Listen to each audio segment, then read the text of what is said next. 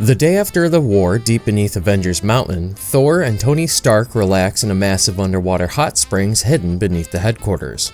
Resting beside the water is a newly restored Mjolnir, and Thor can't seem to stop lifting it from the water and admiring it.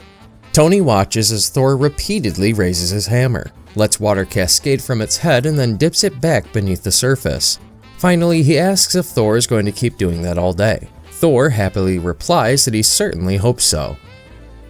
Tony tells him he understands how happy he is to have his hammer back, but the way he keeps picking it up and staring at it is starting to feel a little uncomfortable. The way you keep picking it up over and over again and practically making out with the thing makes me feel like I should leave you two alone. Thor laughs off the comment and reminds Tony that they have just survived one of the greatest wars the realms have ever seen. After everything they've endured, they deserve to enjoy their victory. As he splashes the water on Mjolnir, Thor proposes.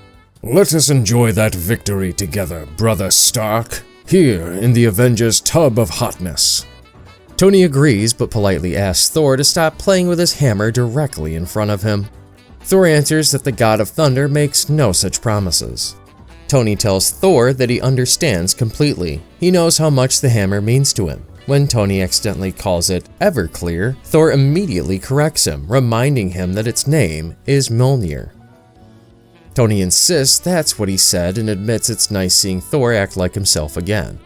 Watching Thor recover some happiness almost reminds Tony of what that feeling used to be like for him. He then becomes more sincere, telling Thor that no matter what happens, he has always been the one god Tony would willingly follow into hell and back. He jokingly adds, "And you can tell Hercules I said that." Thor is genuinely touched by the compliment. He says Tony's words strike him like lightning and reminds him that despite their disagreements over the years, he has always valued their friendship. If he could choose only one mortal to stand beside him against any threat imaginable. Before he can finish, Tony interrupts and points out the obvious answer. You choose Steve. We'd all choose Steve. Thor reluctantly admits that's probably true, though he argues things might be different if the battle happened in mid-air. Before the discussion can continue, a familiar voice interrupts them. Captain America appears near the hot tub and asks who exactly they're fighting because he already has a Quinjet ready to go. Tony immediately tells Steve to stand down because the war is finally over. Steve agrees that the battle may be finished, but the world is still a disaster. Entire regions need rebuilding, people need help, and countless problems remain unresolved. While Thor and Tony relax in a hot tub, others are still cleaning up the aftermath. Thor groans dramatically and declares that if he has to look at another frost giant corpse today, he may throw his other eye directly into the sun. Tony points out that he's already multitasking by remotely operating numerous Iron Man armors around the world while relaxing in the water. According to him, he's currently cleaning up rubble all over the globe. I think I'll superhero from here full time now. Tony Stark, the invincible jacuzzi man. Thor insists they've all earned a short break. He invites Steve to join them. Join us, brother Steven. He promises these waters are even more relaxing than the wellspring of Mimir. Steve admits the offer sounds tempting. His body is exhausted. These old bones could definitely use a good soak. Unfortunately, he doesn't happen to have a swimsuit handy. Thor and Tony immediately point out that neither of them brought one either. A few moments later, Steve Rogers climbs into the hot tub using only his shield to preserve a bit of his dignity. He insists he's staying for only 5 minutes because reports still mention scattered trolls causing trouble around the world. Tony casually responds that he'll send a Hulkbuster armor. Thor says he'll send a thunderstorm. Steve shrugs and accepts that solution. The hot water begins working almost immediately. 5 minutes becomes 6. The tension leaves Steve's body as he sinks deeper into the water. This feels far better than he expected. Oh boy. Avengers. Sumbo. After everyone settles in, Steve eventually starts discussing business again. He mentions Daredevil's strange god senses powers during the recent conflict and explains that Matt claimed he could perceive events happening throughout the universe. According to Steve, Daredevil warned him about the emergence of a new star brand, someone much more dangerous than any previous holders of that power. Before Steve can continue, Tony immediately cuts him off. He officially proposes a new rule: no shop talk in the hot tub. Can we all agree that this is the best rule anyone's ever made in the history of rules? Thor enthusiastically supports the proposal. Just then, the Avengers arrive. Robbie Reyes and Carol Danvers enter the area and join the gathering.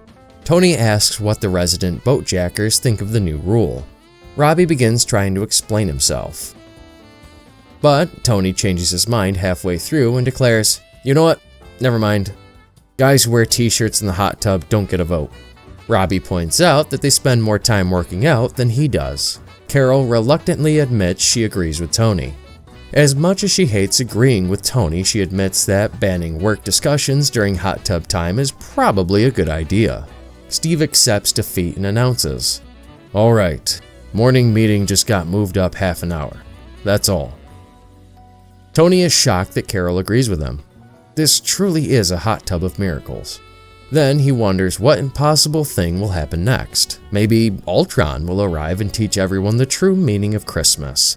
A voice suddenly answers from behind him, "Make room." The newcomer is Jennifer Walters, She-Hulk. She arrives completely naked and heads directly toward the water, announcing, "Hulk coming in." Steve immediately looks away in embarrassment. Carol shields Robbie's eyes. Thor, meanwhile, throws his hands into the air and enthusiastically celebrates the arrival. Tony simply stares. Hot tub of miracles. Soon, everyone is relaxing together in the steaming water. Tony looks around at the assembled heroes and realizes it feels strangely familiar, just like old days. For the first time in a long time, the Avengers actually feel like a team again. They just need some of Jarvis's snacks. Thor immediately begins demanding snacks and requests that the legendary sandwiches once served by Jarvis. Tony wonders where Jarvis has disappeared to. Robbie watches the group interact and asks if Avengers gatherings are always like this. Carol asks what he means. Robbie struggles to explain. He can't really describe it, but there is something unique about the atmosphere. Carol smiles. The Earth's mightiest found family? Yeah, when it works it is. We're all open and comfortable together. As they relax, everyone drifts into their own thoughts. Tony quietly wonders whether he's truly Tony Stark or merely a backup copy carrying real Tony Stark memories. He can't help questioning whether the original Tony would enjoy a hot tub like this as much as he does. Nearby, Steve's mind remains focused on looming threats: Starbrand, Namor, the Squadron, the Russians, the Power Elite. He mentally reviews every danger waiting on the horizon. Jen, on the other hand, has completely drifted off. Half asleep in the hot water, she concludes only one thing: the tub isn't hot enough. Thor glances towards Mjolnir resting nearby and suddenly experiences a moment of doubt. He wonders whether his worthiness could somehow disappear again. Part of him wants to pick up the hammer immediately for reassurance, but another part fears discovering something he doesn't want to know. Carol thinks about the future. She knows larger conflicts are coming, especially when the Kree eventually make their move. The Avengers aren't ready yet, but they will have to be. Then, she agrees with Jen and says someone really should turn up the heat. Robbie volunteers. Moments later, flames erupt around him as he transforms into Ghost Rider. While the fire heats the water around him, Robbie privately admits that he's still terrified. But as he looks around at the people sharing the hot tub with him, he realizes something important. But at least I'm not alone. Carol immediately jumped at the sudden surge of heat, admitting Robbie did a pretty good job. Don't forget to like this video and subscribe to this channel.